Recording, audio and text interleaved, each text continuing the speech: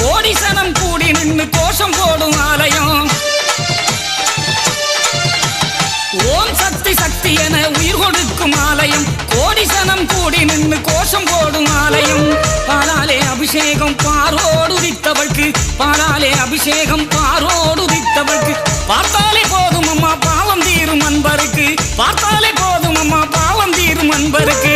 பூவாலே அபிஷேகம் பூமாதேவி அம்மனுக்கு, பூவாலே அபிஷேகம்